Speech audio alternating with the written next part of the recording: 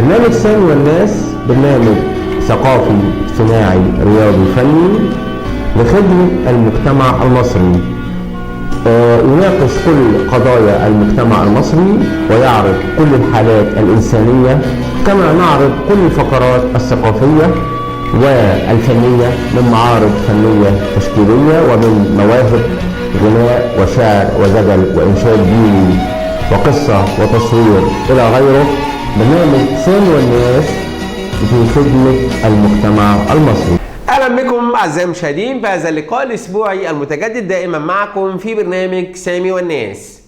زي ما تعودنا معاكم دايما ان احنا بننقل لكم كل المواهب من كل مكان من انحاء جمهورية مصر العربية، ودايما احنا متميزين جدا في نقل كل المواهب لاي حد عنده اي موهبة بنعرضها له على شاشة البرنامج. النهارده هيكون عندنا حلقة قوية جدا، حلقة جميلة جدا متنوعة بين الإنشاد الديني والقرآن الكريم، وكمان بين مواهب الغناء والمحترفين كمان من فن الغناء الطربي الأصيل وكمان الفني الشعبي الأصيل. هذا البرنامج برعاية معمل الفؤاد للتحاليل الطبية وأبحاث الدم. المعمل مجهز بأحدث الأجهزة للحصول على أفضل النتائج في أسرع وقت. مش بس كده، ده احنا كمان عاملين لكم خصم 30% على التحاليل، تحاليل الفحص الشامل، تحاليل وظائف الكبد والكلى، تحاليل متابعة الحمل، تحاليل الهرمونات بأنواعها، وكمان تحاليل الفيروسات ودلالات الأورام. استنوا رايحين فين؟ قبل ما نقول لكم على عنواننا لازم تعرفوا ان المعمل تحت اشراف الدكتور احمد فؤاد اللي بيشرف على كل حاجة بنفسه وبدقة متناهية جدا. دلوقتي بقى ممكن تشرفونا في معمل الفؤاد للتحاليل الطبية، شارع المعهد الديني بقرية 100 كنانة، مركز فوخ، محافظة القليوبية. تليفون 0100 831 6260 أو 010 33 62 9919 مع أطيب تمنياتنا لكم بالشفاء العاجل. قبل ما نبدأ حلقتنا معاكم النهارده، أتقدم أنا بصفتي وشخصي الإعلامي سامي الرسام مع كل أسرة برنامج سامي والناس للأستاذة أماني سلام، وهي موجهة نشاط بالتربية والتعليم من مركز قطور بمحافظة الغربية، عشان تكون مراسل معانا لبرامجنا على شاشة التلفزيون برنامج سامي والناس وبرنامج حكايات مصرية، على انها تنقل كل المشاكل، كل المواهب، كل الحالات الإنسانية من محافظة الغربية. الأستاذة أماني سلام حاصلة على دبلوم خاص في التربية الخاصة والصحة النفسية، وهي تعمل بالتربية والتعليم، وهي من أهم الموجهات ومن النشاط الجميل الرائع فعلا داخل مركز قطور. نتمنى لها مزيدا من التفوق والتألق والنجاح دائما، مع أجمل منى وأرق تحياتي وأجمل التوفيق بالتألق والنجاح دائما. من الحاجات الجميلة قوي اللي احنا تعودنا فيها معاكم في شاشة برنامج سامي والناس، ان احنا بنقول لكم كل المواهب من اي مكان في كل محافظات جمهورية مصر العربية، واي حد عنده اي موهبة احنا دايما بنعرضها له على شاشة التلفزيون. النهارده الحقيقة هنبدأ معاكم برائعة من روائع استوديو نفحات لإنتاج الأعمال الفنية وكمان تبني كل المواهب وإخراجها بالصورة المشرفة اللي احنا هنشوفها معاكم دلوقتي في مقطع جميل جدا من الإنشاد الديني في حب رسول الله صلى الله عليه وسلم. يا سيدنا النبي يا العسى انتي، وبقول مين يمدح قالوا لي انتي، يا سيدنا النبي يا سيدنا النبي. والله طه قلبي وعنايا افدي بروحي والروح شوية، والله طه قلبي وعنايا افدي بروحي والروح شوية. بدر الليالي شمس البرية، النفس يصير حب وحور صفاتك بتنادي رب القدرة العلية. اجعلنا بينا بر وسكينة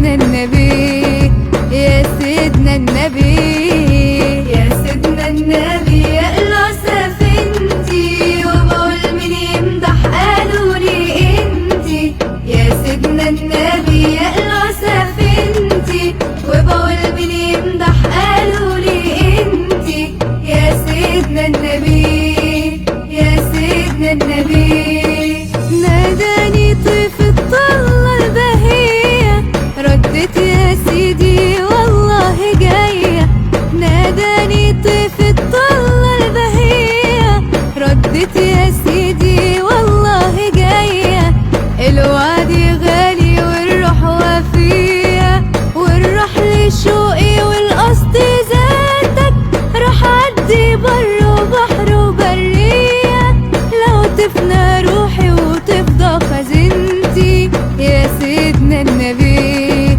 يا سيدنا النبي يا سيدنا النبي يقلع سفينتي وبقول مين يمدح قالوا لي انتي يا سيدنا النبي يقلع سفينتي وبقول مين يمدح قالوا لي انتي يا سيدنا النبي يا سيدنا النبي يا بحر يا عالي ويا موجة جاية عالبر واقف مادد ايديا يا بحر يا عالي ويا موجة جاية عالبر واقف مادد ايديا واللهفة حالي والنسمة حية قول يا هادي لله صلاتك وصلنا زور ودمعة شفية يا روضة خضرا في الروح سكنتي يا سيدنا النبي يا سيدنا النبي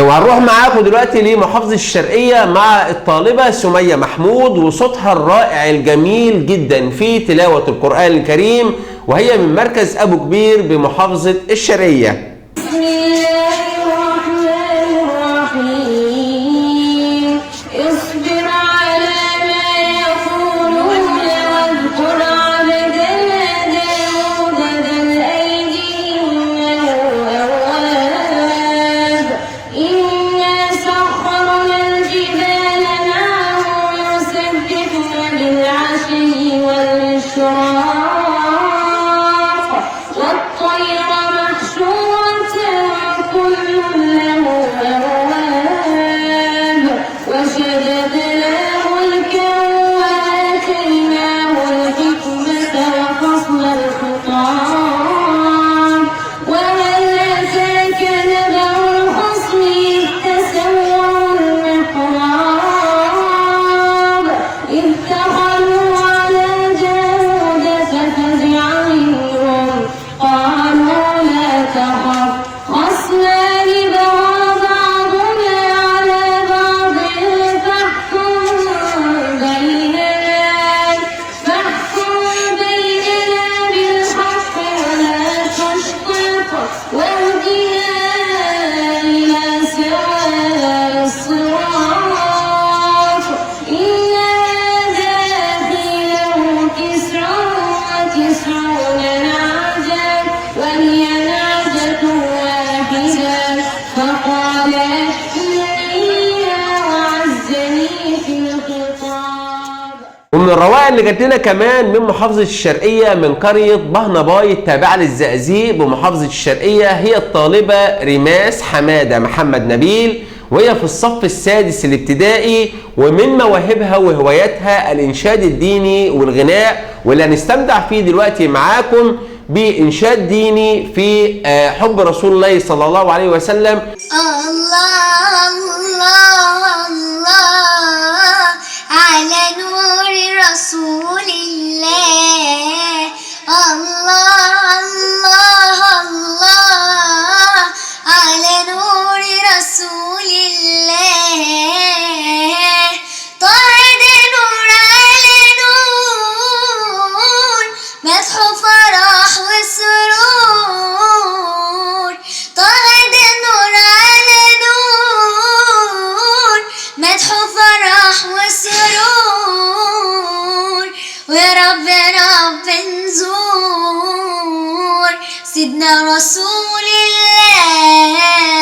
الله الله الله على نور رسول الله. الله الله الله على نور رسول الله. ومن اصوات القرآن الكريم الجميلة قوي اللي جات لنا كمان من محافظة الشرقية من مركز بلبيس الطالبة رفيدة محمود نصار، وهي في الصف السادس الابتدائي، وتتمتع بصوت جميل جدا في تلاوة القرآن الكريم وتجويده، ومن هواياتها الإنشاد الديني وقراءة القرآن الكريم. أعوذ بالله من الشيطان الرجيم. بسم الله الرحمن الرحيم. ومن أعرض عن ذكري فإن له معيشة ضنكا ونحشره يوم القيامة أعمى قال رب لم حشرتني أعمى وقد كنت بصيرا قال كذلك أتتك آياتنا فنسيتها وكذلك اليوم تنسى وكذلك نجزي من أسرف ولم يؤمن بآيات ربه والعذاب الآخرة أشد وأبقى أفلم يهد لهم كم أهلكنا قبلهم من القرون يمشون في مساكنهم إن في ذلك لآيات لأولي النهى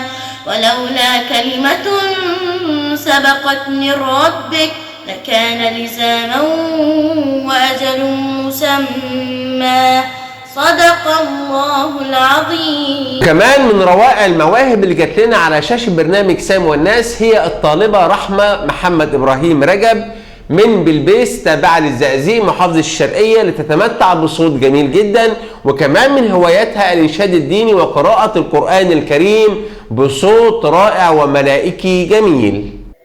أعوذ بالله من الشيطان الرجيم. بسم الله الرحمن الرحيم. ويسألونك عن الجبال فقل ينسفها ربي نسفا فيذرها قاعا صفصفا لا ترى فيها عوجا ولا أمتا يومئذ يتبعون الداعي لا عوج له وخشعت الأصوات للرحمن فلا تسمع إلا همسا يومئذ لا تنفع الشفاعة إلا من أذن له الرحمن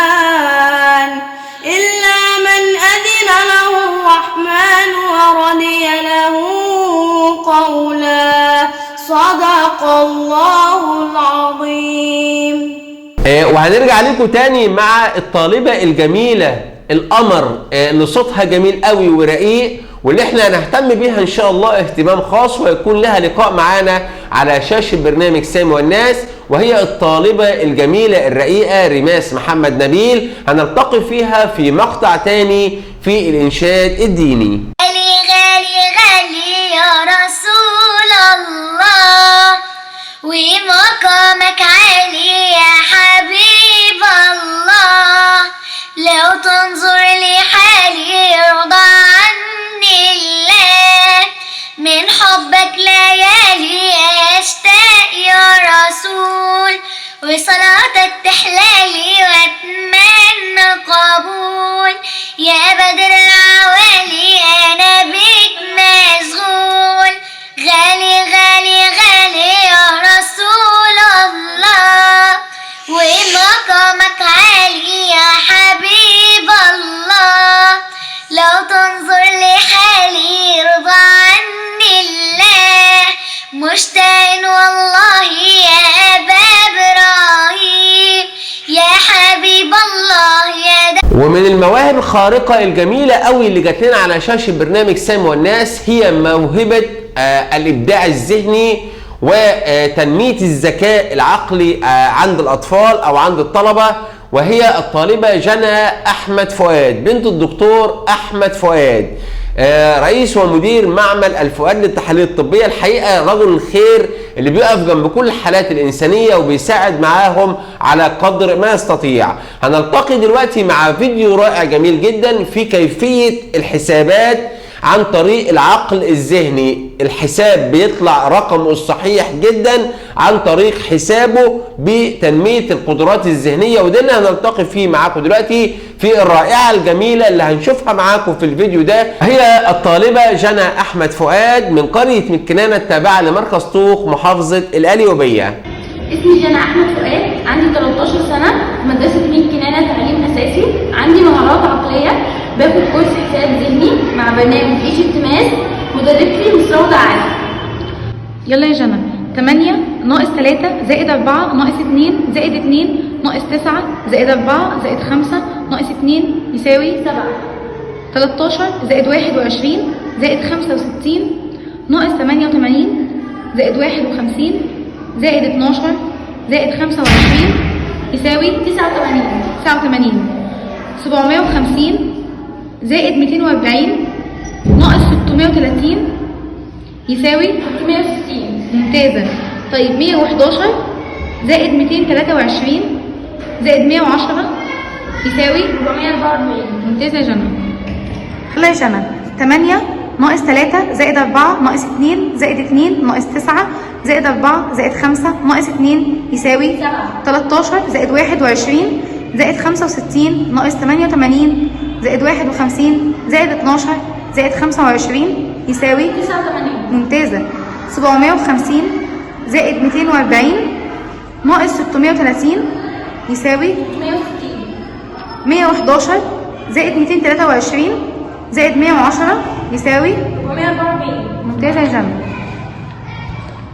هنروح معاكم دلوقتي الى محافظة الاسكندرية مع الموهبة الجميلة الرائعة آية اللي هتتحفنا النهاردة بأغنية رائعة جدا ليها زي ما تعودنا معاها دايما من كل روائعها الجميل بصوتها الرائع الذي يسمو بنا إلى عنان السماء. وهنسمع منها النهاردة فن الطرب الأصيل للسيدة أم كلثوم وأغنية لسه فاكر. لسه فاكر قلبي يديلك امان، ولا فاكر كلمة هتعيد اللي كان، ولا نظرة توصل الشوق والحنان. لسه فاكر كان زمان، كان زمان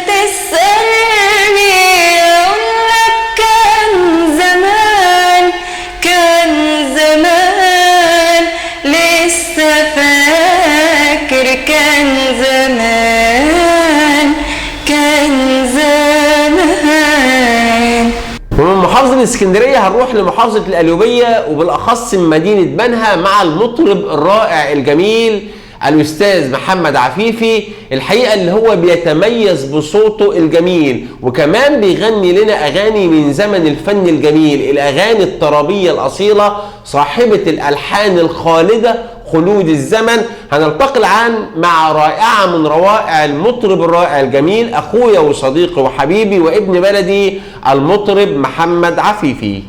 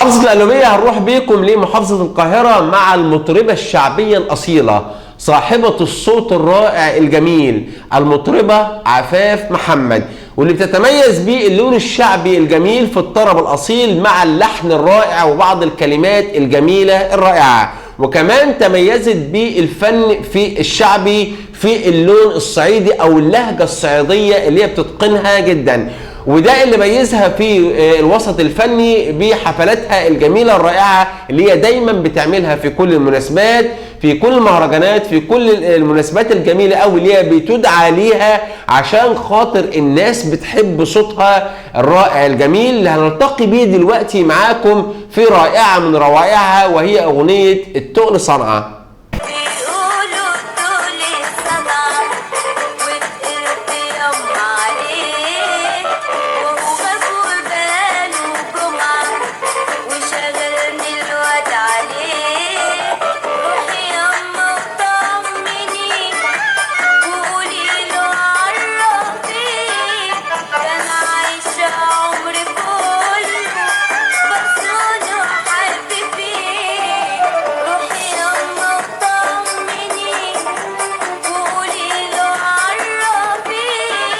Then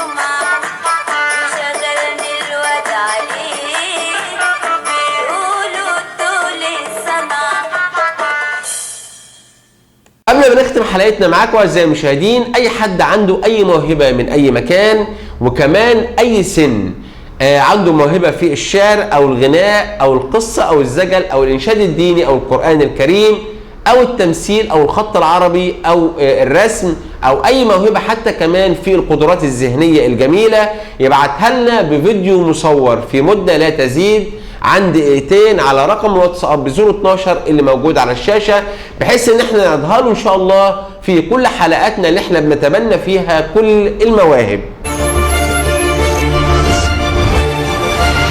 وفي نهاية هذه الحلقة أعزائي المشاهدين أرجو أن تكون كل فقراتنا قد نالت إعجابكم، على أننا منتظرين تبعتوا لنا كل مشاكلكم، كل حالاتكم الإنسانية، كل مواهبكم على رقم الواتساب 012 اللي موجود على الشاشة، أو تتواصلوا معنا على أرقامنا اللي موجودة على الشاشة، أو تبعتوا لنا كل ما يخصكم على صفحتنا على الفيسبوك برنامج سامي والناس، أو صفحة الإعلامي سامي الرسام.